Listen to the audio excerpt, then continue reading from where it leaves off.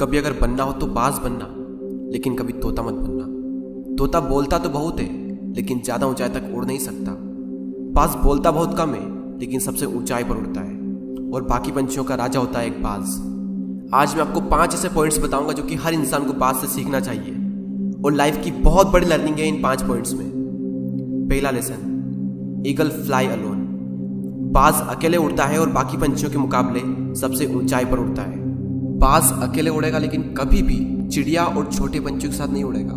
बाज हमेशा या तो बाज के साथ उड़ता है या फिर अकेला उड़ता है, और इस समय यह सीख मिलती है कि छोटी सोच वाले लोगों से हमेशा दूर रहें और अकेले रहो, क्योंकि यही वो समय है जब खुद को जानने का असली मौका मिलता है।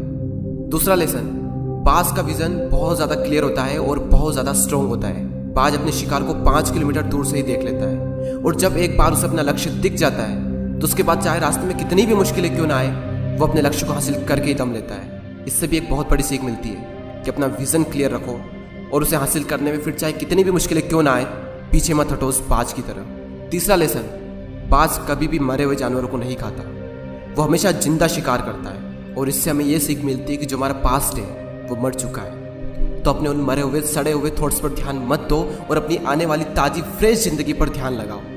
अपने पास्ट की पुरानी यादें जो तुम्हें तंग करती है, उन्हें वहीं रहने दो जहाँ पर उसकी जगह है, और तुम्हारे पास्ट की जगह है तुम्हारे पास्ट में, उसे वर्तमान में जगह मत दो।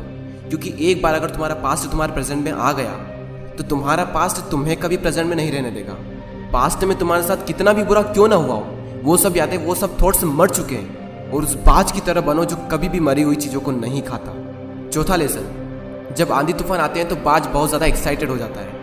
जब बारिश होती है तो सारे पंछी छिपकर बैठ जाते हैं, लेकिन बाज को बड़ा मज़ा आता है। जब तेज हवाएं चलती है तो बाज उन हवाओं के सहारे और तेज़ी से ऊपर की ओर उठता है, और ऊपर उड़ते उड़ते इतना ऊपर उड़ जाता है कि बादलों से भी ऊपर पहुंच जाता है।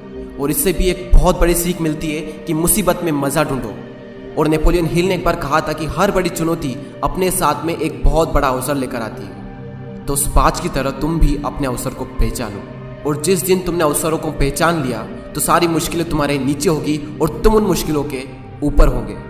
फिफ्थ लेसन, बाज अपने घोंसलों में से सॉफ्ट घास को हमेशा निकाल देता है, ताकि बाज का जो बच्चा होता है वो उसमें कंफर्टेबल ना हो सके, क्योंकि अगर वो घोंसले में कंफर्टेबल हो गया तो वो वहीं रहना पसंद करेगा। लेकिन बाज ऐसा कभी होने नहीं देता। बाज एक पंछी है, और उसे भी ये बात पता है कि there is no growth in comfort zone. लेकिन हम तो इंसान है ना, और इंसान होने के बावजूद भी कई सारे लोग इस बात को समझते ही नहीं। आप जितना ज़्यादा कंफर्ट जोन में रहोगे, आपकी लाइफ आने वाले टाइम में उतनी ही ज़्यादा अनकंफर्टेबल हो जाएगी।